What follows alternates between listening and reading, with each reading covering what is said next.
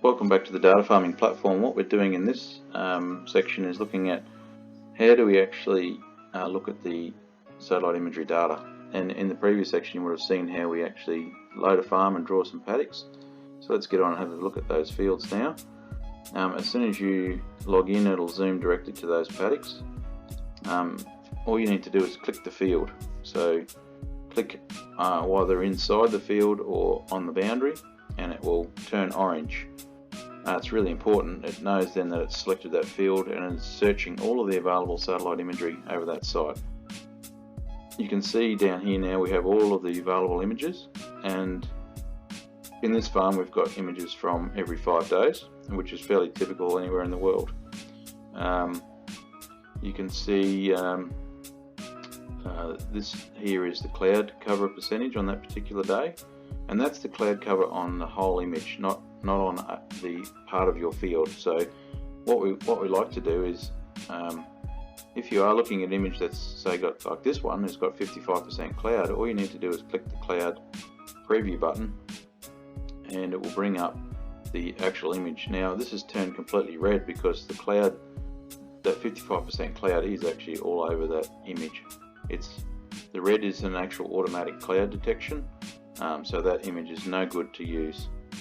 Here's one here with 10%. Let's give that a go, and you can see as it comes up, this is the actual raw data, by the way, from that actual day, from the 13th of May on this case. You see it's coming up there, and there is no cloud at all on that particular field. So even though this image had 10% cloud, it is totally fine to use in this situation. Let's have a look. There's a couple of different things you can look at. Let's pick the latest date here.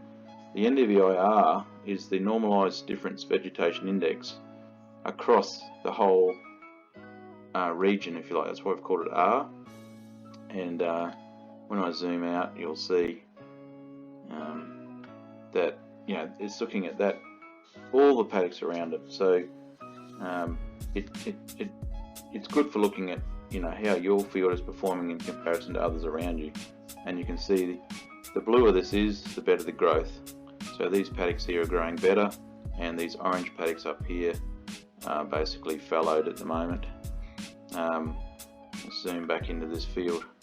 Now that's good for an overarching perspective of everything, but the real value in our software is actually looking at that paddock in detail. And so the best way to do that is to actually click on the NDVI button. Now this takes a little while, but what it does is it's going away and it's grabbing the image, and it's actually clipping that image to the field boundary. And why that's important is that we can actually stretch the colors over that field boundary, only that field boundary. And what that does is really highlight the good and the bad areas of that field on that particular day. So the orange and red areas here are the worst parts of that field on this particular day, and the blue areas are the best parts of that field. You can see the range of NDVI values appearing down here in the bottom right, where 0.4 to 0.6, so the crop's fairly young, and it's also got the average NDVI here at 0.5. Generally 0.2 is where we see bare soil, and the biggest number you'll see is about 0.85 in NDVI. It's a vegetation index that picks up things that our eyes can't see.